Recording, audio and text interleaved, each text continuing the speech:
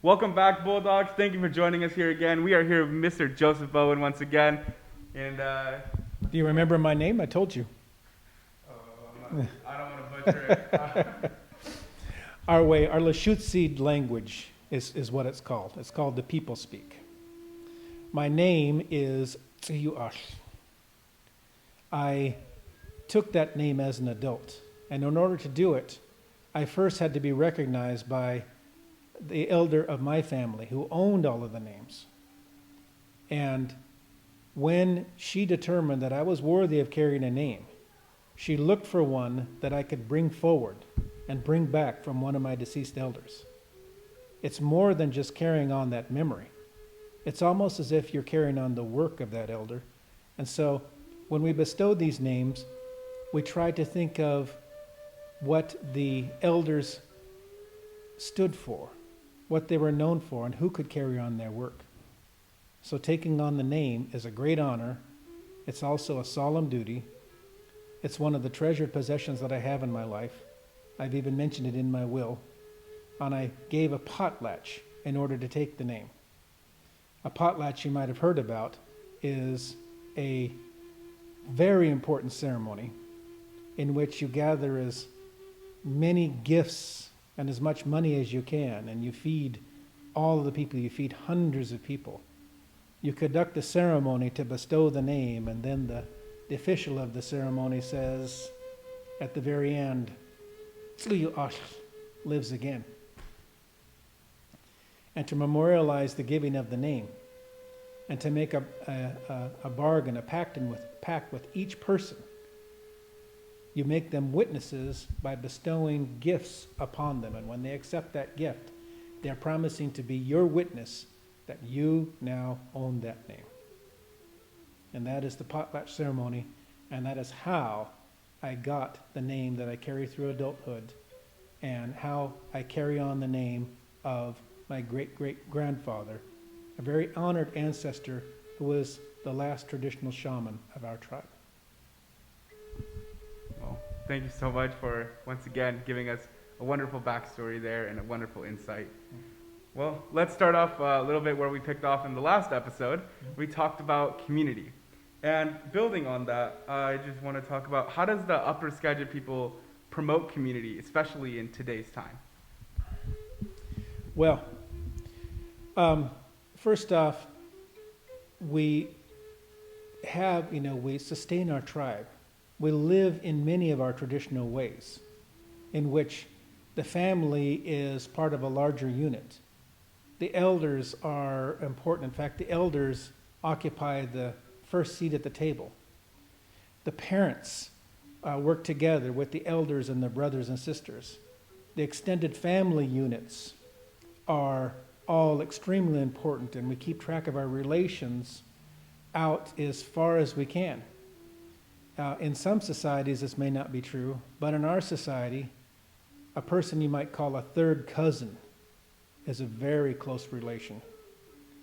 If you can find a person in our tribe or in Indian country who has the same grandparent as you, that relationship is as close as a brother and a sister might be. So by maintaining those traditional relationships, we find our way through the world together. We build things together, we share things together, we try to preserve our culture and our teachings together, and we try to preserve and protect the Skagit Valley here as much as we can. And we share knowledge and pass it along to our young people, so long as they're listening. So, I have a story that will show you how the elders used to teach the young people. Now, the first responsibility, the first teachers, our teachers' union in the Upper Skagit were all of the elders, the grandparents. It was a sacred, important responsibility that they discharged.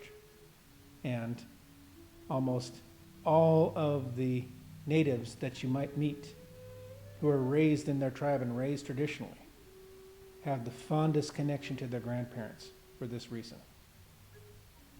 In fact, grandparents are so important that our name, our word for grandmother is the same as your grandmother's sister. It's Kaya. So, where in English you might call that person my great aunt or my grand aunt, kind of cumbersome.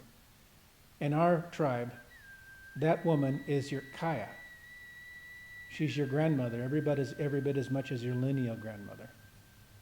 These relationships strengthen and perpetuate the ties that bind us and see us through this world. So the elders, a Kaya or a grandfather, might tell this story at the beginning of a day to a group of children, to a group of his grandchildren and relations. He might say, in the very beginning, the Creator placed all of the people and all of the animals where they belong. And then traveled throughout the world, showing people how to make their dwellings. In those days, the animals and the people could communicate with each other. They lived in separate tribes, but they could communicate as friends. And in one day, the Creator gave the message to the bird clan that on a specific day, on a specific morning, in an open glade up there in the mountains, he would meet with all of the birds and show them how to make their houses. When the day came, all of the birds were rushing to that place. And one of them was Mud Swallow, who got caught up in the excitement. Swallow was doing something else, of course, flittering about, not really having any idea of what he was going to do that day, but just trying to have fun when he saw all of his friends and relatives rushing to this place. And he said, "What are you doing? What are you doing?" And they said, "We are going to find out from the Creator how to build our houses." "Oh, that sounds fun." And Mud Swallow followed them to the glade where the meeting began. Abu? There we go. And there, the birds began to learn the craft of making their beautiful, beautiful nests. It was hard work. It was complicated. And before long, Swallow lost interest in the lesson. It was such a beautiful day. And Swallow could hear the rippling of a brook and thought, well, I won't miss much if I just go take a little swim in that brook. But when Swallow got out of the brook, he noticed that there were some ripe berries just down the way. And he thought, well, I am getting kind of hungry, and it's probably mealtime over there, so I think I'll go get some berries. Maybe I'll bring some back to my friends. But Swallow forgot about that, ate all the berries, and then noticed something else that he wanted to see. Before long, Swallow was so distracted that he spent all afternoon away from the glade. And only at the end of the day did he remember and rush back to the glade and find out that all of his friends were leaving. The lesson was over. And of course he said, wait, what did I miss? What did I miss? And his friends said, well, you missed everything. But wait, can't you show me? Can't you stop? Show me. They said, no, it will take too long. We have to go home and make our homes. We have to go back and make our houses for our families because winter's coming. It's going to be cold and rain and chill. We're sorry, but we haven't got any time to wait for you. And they all left. And Mud Swallow looked around and started to notice what they'd left and thought, well, I can do this by myself. And so 4 times Mud Swallow tried to gather the twigs and the branches to make a nest and wove it all together. And each time it fell apart. And soon it began to rain, just as his friends predicted. And it began to get cold. All of his other friends and relations were snug and warm inside their brand new, beautiful nests. And Swallow had nothing. So, out of ideas, Swallow began to gather up the mud that was made by the rainstorms and formed that mud into a nest that looked like what his friends were using. And putting that nest together, he then bore a hole and went inside. And that is where Mud Swallow made his house then and continues to make his house today. And that is why he became Mud Swallow. Now, as I said before, it's up to you to decide what lessons there are to be had in this story. But perhaps, just perhaps, our elders were telling us, if you don't pay attention to the people that are trying to teach you something useful, then you may end up living in a house made of mud. That is the end of our story, and you may say, Abu, good. Thank you. You've helped us by listening to us. Well, I feel I can kind of take a lesson from there and relate there, especially where Swallow went off and took a swim and then to the berries and then just never got back to the lesson there. And I feel like I can relate there because especially with online school, I'll be like, one more nap. Oh, I'm going to go get food. And then next thing you know, school day's done. I have to go figure it out, ask my friends, and sometimes they won't help. And that's okay. I went off on tangents. I went off to sleep. So I feel like I can kind of relate there. And I feel like many of our students can relate, especially right now. So thank you for sharing that story with us. I admit when I first heard it myself, I shifted uncomfortably in my seat a couple of times too. Well, all right. Let's throw it back once again to the last episode. And you told us that the number 4 means quite a lot, and it is a special number. Can you tell us why? Yes. Because there are 4 directions. There are 4 seasons. There are 4 primary colors as well. Red, white, yellow, black. When you think about your life, you'll find that each of many of your events and many things in your life are organized around the number 4. In many of our stories, we'll repeat things 4 times as well. In my last story, I passed over that particular habit just for brevity's sake. One of the reasons for doing that is to remind us and to reinforce the importance of the number 4, and perhaps because we just think it takes 4 times to get young people to listen and remember something. Repetition there. But I'm definitely not going to forget it, especially with the 4 times there. I know you will. I've directed you before. I've directed you before, and you were a very, very good acting student in my show. Thank you. I'm not quite sure about that, but hey, that was a wonderful experience for me. Shout out Meta. Definitely try it out. Wonderful experience. Mr. Joe Bowen is also there. Self-plug. Thank you. Thank you. Yeah, we were talking about meta performing arts. It's multicultural educational theater arts. And years ago, we even gathered a number of Native American students and enacted a story with costumes and traveled from school to school. It was called The Legend of the Seasons. Perhaps we'll do that again someday. Yeah, that would be an awesome experience to see. I would definitely, gladly go watch that. It was wonderful.